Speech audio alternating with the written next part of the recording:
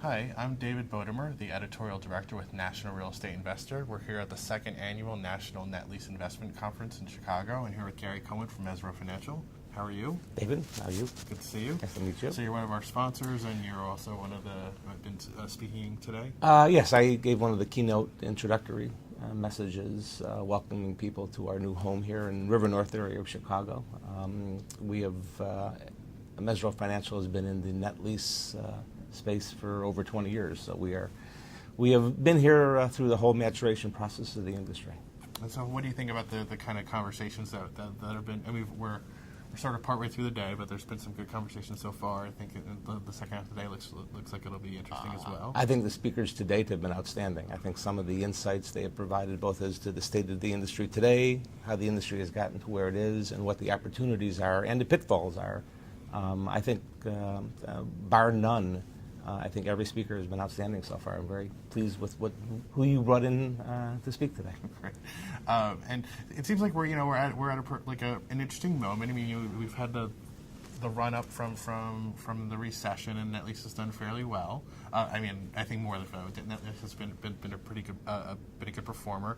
Now we're at this point where there's been this little kick up in interest rates, and so it seems like it's giving people a chance to sort of assess the state of the market and figure out where we're going to go from here. But it seems like people feel pretty good about the state of things. Oh, I think the state of the industry is great. We're at historically low interest rates, so yes, there's been a little blip, but in the context of historical pricing, we're still at the low end of that historical pricing. I think the interesting thing that's going on in the industry is what we have called the institutionalization, which there's a panel on it this afternoon.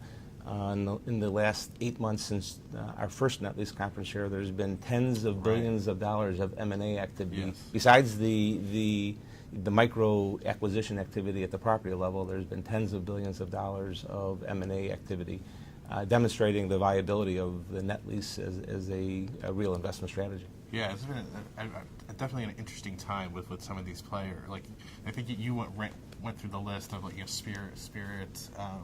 Their big acquisition, what Cole has done, what ARC has done. There's been a lot of activity, and then in addition, both in terms of what they're doing on the entity level, but they're also out there buying these fairly large portfolios. Right. So as I said, on a micro level, it's very active. On a macro level, at the M&A, from an M&A perspective, I don't think there's an end to it.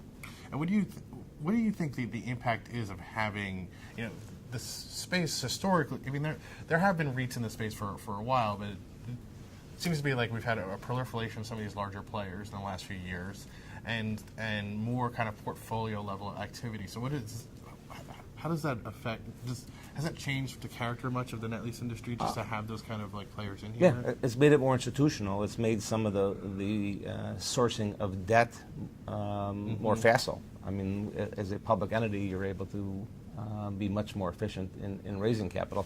There's still a place for people like us at Mesirow Financial in the granular acquisitions. We're having our best year ever by maybe 50%. So there's room for everybody, asset by asset. Well, that's good. So the traditional players are not being squeezed out by this. We know so, and we continue to hope so. Okay. And so, any thoughts as well about what 2000? There were statistics. 2013 volume seems to be about on pace, maybe a little up. What do you think about the second half of the year? Well, I think the biggest issue facing the industry, as I said, on a granular basis, is the supply. I mean, I think there's a dearth of supply in the market, and even as interest rates start going up, I think the lack of supply will keep cap rates pretty similar to where they are today. Right. Great. Well, thank you so much for hosting. Thank you for coming. And thank you for spending some time giving us some insights on the market. Great. And thank you for watching our coverage, and continue to watch our videos from the show.